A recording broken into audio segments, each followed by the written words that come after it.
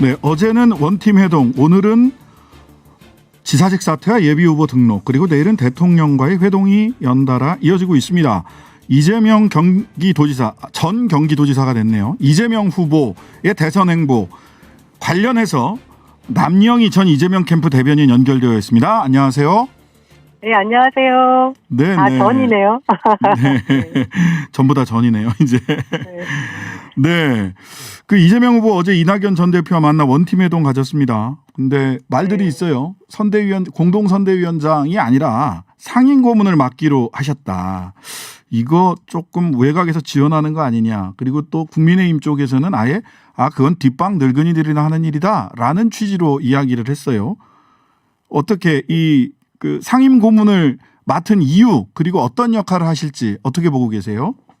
예, 뭐 오늘 아침부터 저도 계속 방송을 했는데요. 네.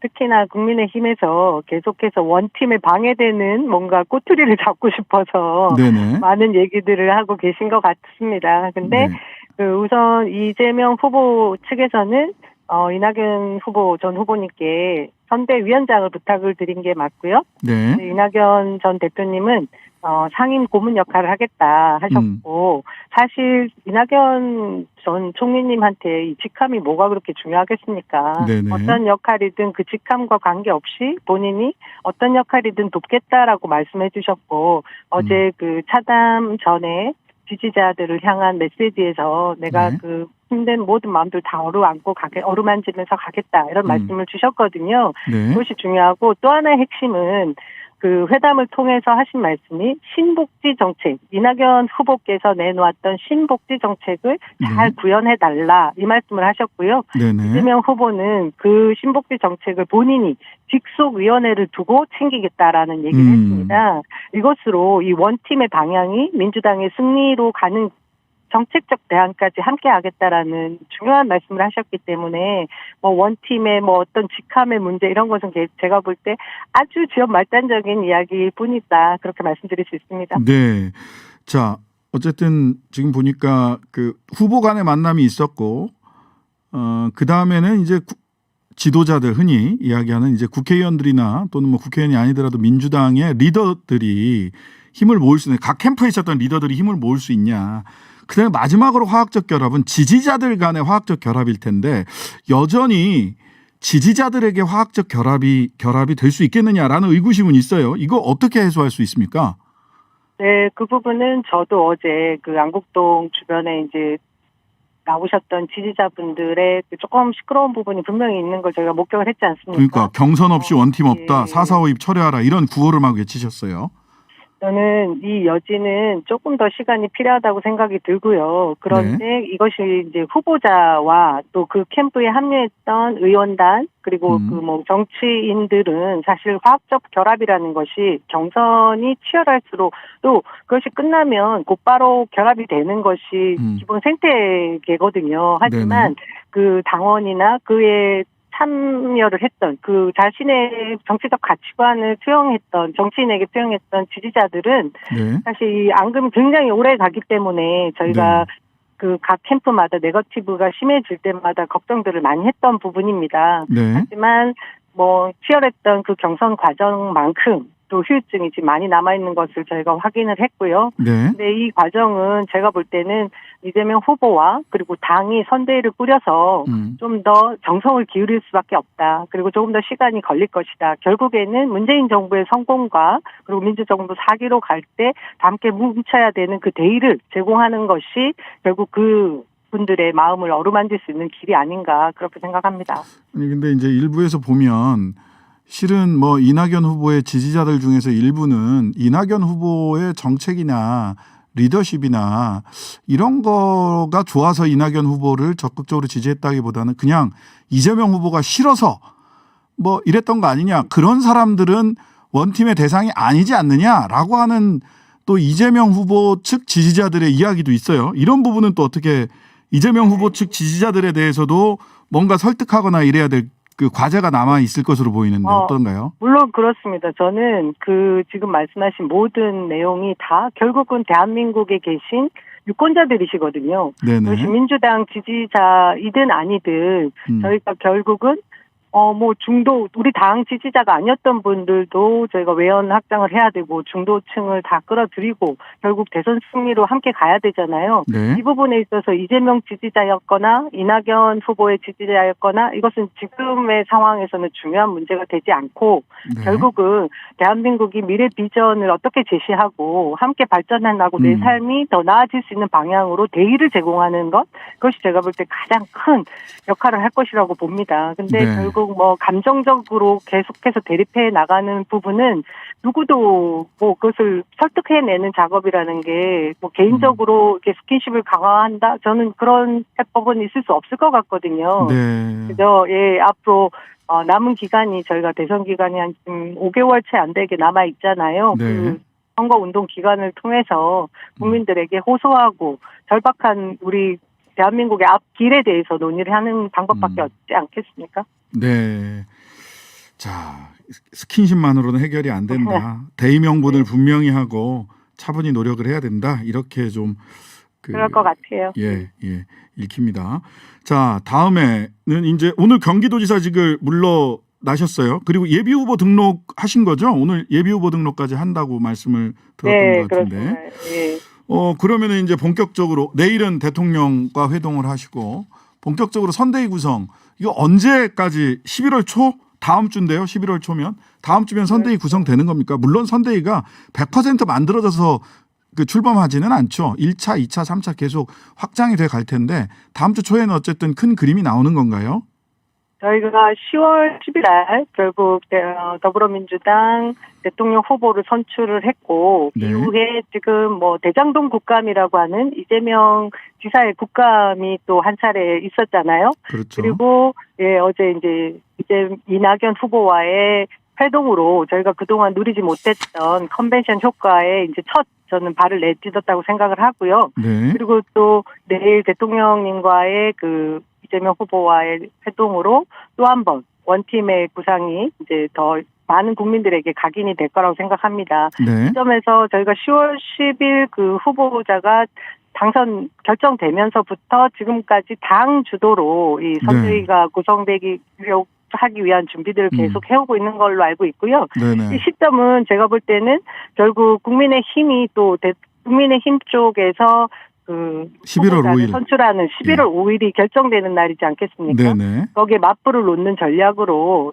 이벤트에 이슈를 선점하지 않도록 하는 그 시점 정도 선대위 구성안이 발표될 것 같고요. 네네. 저는 이 구성되는 지점에 있어서 무엇보다 당에서 주안점을 둘 것이 사실 지금 2030의 지지율이라던가 여성의 지지율 그리고 코로나로 위기를 아주 겪고 있는 소상공인 자영업자들에 대한 민생 문제를 해결할 수 있는 이런 담론을 담은 선대위가 출범해야 될 것 같다는 생각이 들고 그쪽으로 노력을 기울이고 있지 않나 하는 생각을 합니다. 어제 이낙연 전 후보와의 만남에서 의원들이 선대위에 결합하는 부분들까지도 뭐 어느 정도는 이야기가 됐다고 하는데 30의원 선대위 결합하나요? 저는 누구보다 열심히 해주실 것으로 생각을 하거든요. 이 중광로 선대위라는 것이 저희가 경선 과정은 뭐 총선이든 대선이든 제가 볼 때는 본선 각 당 상대 후보보다 이 내부의 경선이 더 치열하고 아픈 부분이 있는데 원래 그렇습니다. 그것을 치유하기 위해서는 또 더 힘들게 싸웠던 분들이 더 적극적으로 또 싸워주시거든요. 그게 또 민주당의 전통이기도 했고 또 많은 지지자들이 그렇게 했을 때 또 마음을 돌려주시는 부분이 있기 때문에 뭐 선대위 결합해 주실 거로 저는 예상하고요.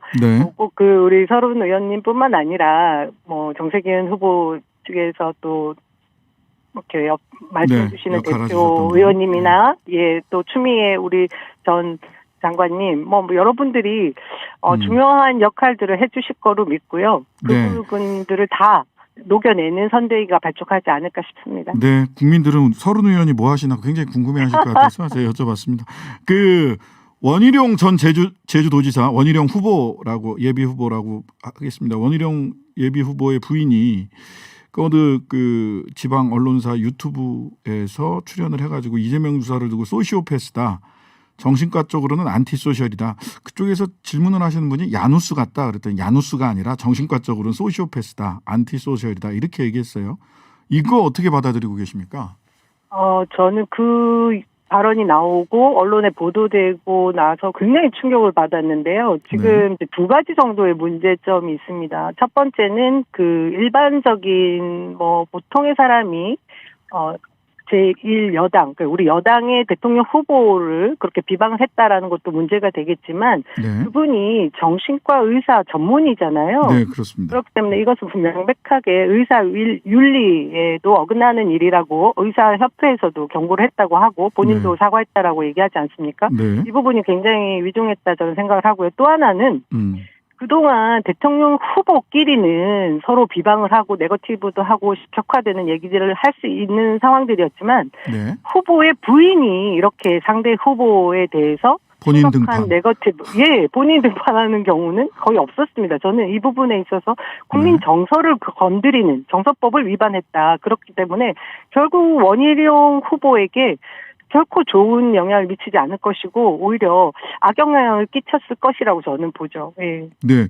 어쨌든 그 협회 쪽에 정신과 협회 쪽에 그 원지사 부인 되시는 강윤영 씨는 죄송하다 이렇게 얘기를 했다는데 지난 토요일 날 보니까 그 원지사는 구속해 거의 구속하세요 이렇게 굉장히 화를 내시더라고요. 이거 어떻게 보셨습니까? 토요일 날 그 사태. 토요일 날 그 모 라디오 방송에서 생방송 중에 저희 현근택 전 대변인과의 토론 과정이었습니다. 네, 제가 보니까 이 과격함을 넘어서 그분 스스로 자신이 지금 그 방어를 하는 게 아니라 심각한 공격으로 최선의 이것이 방어라고 생각하는 듯한 공격이 방어다라고 생각하시는 것 같다. 예. 그런 모습을 보여줬는데 또 한편에는 곧 있을 그 국민의힘의 경선 후보자 결정 전에 뭔가 노이즈 마케팅을 세게 해야겠다라는 계산도 분명히 있었다라고 생각을 하거든요. 네, 노이즈 마케팅이다. 예, 굉장히 이게 계산된 제가 보기에는 그 정치적 행위였다고 봐졌는데 그래도 국민들이 보기에는 이 절대 이해할 수 없는 행위였습니다.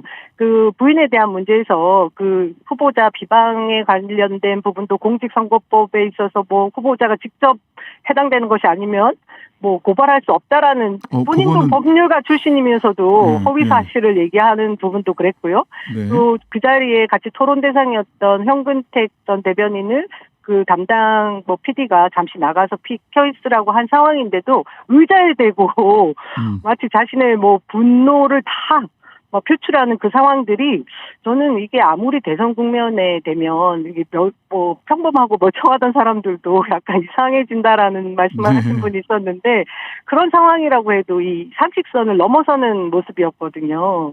그래서 저희는 그 원희룡 후보가 지금 굉장히 다급하고 급한 상황들로 자신의 다음 국민의힘에서 하고 싶은 그 입지, 노리고 싶은 입지가 있다고 해서 이 부분을 이용한 부분 눈높이를 너무 낮게 보는 것이 아닌가. 저급한 행동이었다. 그렇게 생각합니다. 본인의 조건을 타개하기 위한 노이즈 마케팅인데 그건 저급한 행동이었다. 이렇게 얘기를 하신 걸로 보이고요. 그런데 어쨌든 현근택 변호사도 당시에 공직선거법상 후보자 비방과 허위사실 공표 등에 해당하면서 공식 사과하지 않으면 법적 조치를 검토하겠다 이렇게 얘기를 했어요. 혹시 법적 조치 검토하고 있는 바가 좀 있나요? 네, 제가 오늘도 확인했는데 저희가 이제 당 차원에서 이 부분은 명확하게 짚고 넘어가야 될 것이라고 생각하는 것이 이 재발 방지를 위해서라도 반드시 법적 조치를 취할 것이라고 생각하고요. 그 준비하고 있다고 들었습니다. 네, 전해 들었다. 법적 조치에 대해서.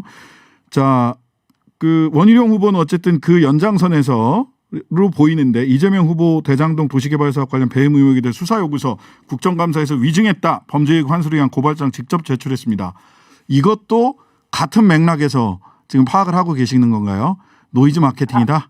예, 저는 좀 과도한 지금 행태를 보이고 있다고 생각하는데요. 네네. 대통령 후보가 직접 고발장을 들고 접수하는 모습을 본 적이 있나요? 그 대리인이나 어떤 다른 분들에게 고발장을 접수하게 하거나 그러는 모습들은 저희가 지금 보고 있지만 후보자가 직접 나서서 그것도 배임과 관계된 부분에 있어서 고발을 적극적으로 하고 있다라는 모습이 저는 한편으로 지금 최근에 그 제주시의 오등봉 공원 개발 민간 특혜 부분이 지금 문제가 되고 있다고 의혹이 네, 되고 네. 있지 뉴스에서 않습니까? 몇 곡지 나왔습니다. 예. 예. 그 부분이 제주시장의 영역이 아니라 제주도지사의 허가사항이 아니면 있을 수 없는 일이라고까지 지금 번지고 있는 부분도 네. 맞불을 놓는다라고 생각하기에도 지금 과한 행동들을 하고 계세요. 그래서 저희가 사실은 뭐 이 이재명 후보 측이나 민주당에서는 국민의힘 후보로 결정되실 분으로 지금 뭐 윤석열 후보일 것인가, 홍준표 후보일 것인가를 계속 얘기를 하고 있는 와중에 지금 뭐 원희룡 후보가 돌출 행동을 너무 많이 하고 계신 부분이 계속해서 이렇게 입에 오르내리고 싶은 언론 마케팅을 이런 식으로 하는구나 그렇게 생각합니다. 자, 노이즈 마케팅이지만 법적 책임을 물을 부분은 준비를 하는 것으로 알고 있다. 그렇죠. 이 정도로 네. 정리가 될 것 같습니다. 자, 이재명 캠프 대변인 지내셨고요. 더불어민주당 인천시당 동구 미추홀구 지역위원장 남영희 위원장이었습니다. 감사합니다. 고맙습니다.